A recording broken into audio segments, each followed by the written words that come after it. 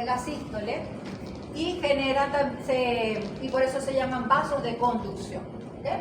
Y lo que hacen es conducir el flujo sanguíneo hacia los otros vasos. Las arterias de mediano calibre tienen más o menos una proporción igual de fibras musculares y fibras elásticas. Entonces ellos son vasos de presión. ¿Okay? Y las arteriolas tienen más, como les mencioné anteriormente, tienen muchísimas fibras musculares, no hay fibras elásticas, y ellos eso lo transforman en vasos de resistencia. Cuando esas arteriolas se les contrae el músculo liso, por allí no pasa nada. ¿Okay? Por eso es que se llaman vasos de resistencia. Y las venas tienen más o menos una proporción similar de fibras elásticas y musculares, su pared más delgada que las arterias homólogas, y son vasos de capacitancia. Entonces, a nivel vascular, según el tono que tenga, vamos a tener vasos de conducción, vasos de presión, de resistencia y de capacitancia. También los vasos tienen una capa serosa, que es la más externa, que le da nutrición a los vasos, además de aportar de todas esas fibras nerviosas, sobre todo el sistema nervioso autónomo, que va a determinar ya sea una vasoconstricción, vasodilatación o liberación de sustancias en el cerebro. Le da la estabilidad al vaso y la... Ok, vamos a hablar de lo que es la presión hidrostática. Estos conceptos son muy sencillos. Para hablar de presión hidrostática tenemos que hablar de las leyes de Pascal. Las leyes de Pascal son tres, pero se refiere a las presiones hidrostáticas que ejerce un líquido dentro de un continente. ¿Okay? Tenemos aquí un continente y el contenido que es este líquido. Vemos que en el líquido hay una sola partícula. Entonces la primera ley de Pascal dice que una partícula sumergida en un líquido soporta y ejerce la misma presión en todos los sentidos. ¿Okay? En toda su extensión. Soporta y ejerce, miren que la partícula está más o menos equidistante entre la superficie y el fondo.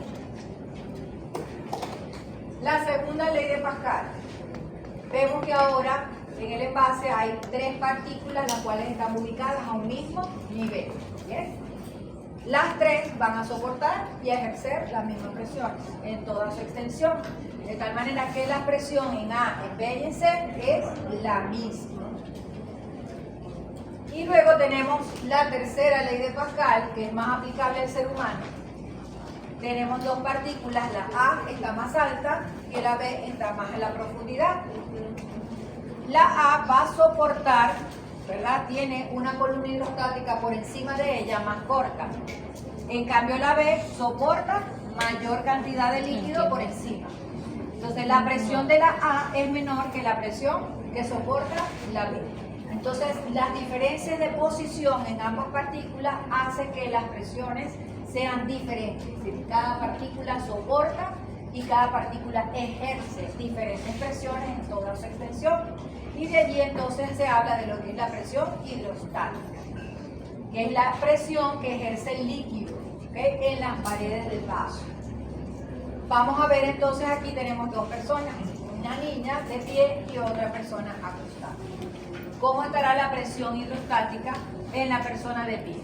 Por ejemplo, aquí en los miembros inferiores, elevado. Si nosotros le tomamos la presión a la niña en el brazo, debe ser una presión hidrostática normal, debe estar dentro de los valores normales, pero la presión hidrostática del brazo va a ser menor que la presión de las piernas. Pero si yo a esta señora que está acostada le tomo la presión en el brazo y en las piernas, debe ser igual. Y ahí está entonces el concepto de la segunda ley de Pascal, donde todas las partículas están al mismo nivel. ¿Okay? Y para terminar, hablemos de qué efectos tiene la gravedad sobre la circulación arterial y venosa. Yo no puedo decir que la última, porque sea muy calma. Vamos a terminar esto y ya. Vean aquí la representación de las tres columnas hidrostáticas que me están determinando la presión hidrostática, la A en el pie, la B en el muslo o en la zona media y la C a nivel del corazón. Vean entonces que la columna que está a nivel del corazón es más baja. Entonces, tiene una columna o soporta una columna hidrostática más baja. Mientras que la que está en la pierna aumenta un poco y la que está en el pie es la que va a soportar mayor columna hidrostática. Además del efecto de la gravedad. Si yo veo los brazos que se elevan, al elevarse por encima del nivel del corazón, los brazos van a tener menor presión hidrostática que el corazón incluso, porque están por encima del nivel del corazón. Si ustedes ponen las manos a los lados, ¿okay? Vean que los vasos venosos se notan mucho más. Como las venas se les dilatan, se llenan de sangre. Si lo colocan a nivel del corazón, prácticamente desaparecen. Y si lo colocan arriba, queda un surco donde estaba. Sobre todo a la que se le nota mucho, a mí se me nota mucho la vena. Queda un surco completo donde va pasando el vaso venoso. Y eso es por la disminución de la presión hidrostática al estar por encima del corazón y el efecto de la gravedad que colapsa los vasos. ¿Bien? ¿Dónde no va a colapsar los vasos? A nivel de los vasos venosos del cráneo. Porque sabemos que esos vasos están protegidos por la bóveda craneal y no es un tejido blando y por lo tanto no es imposible colapsar esos vasos venosos. Lo que sí sucede en el cuello, ¿okay? En los vasos venosos del cuello la presión es muy baja e incluso tienden a colapsarse con mucha facilidad por acción de la presión atmosférica.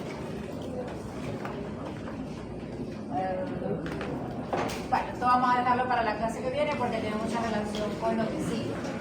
No quiero dejar el concepto a medias.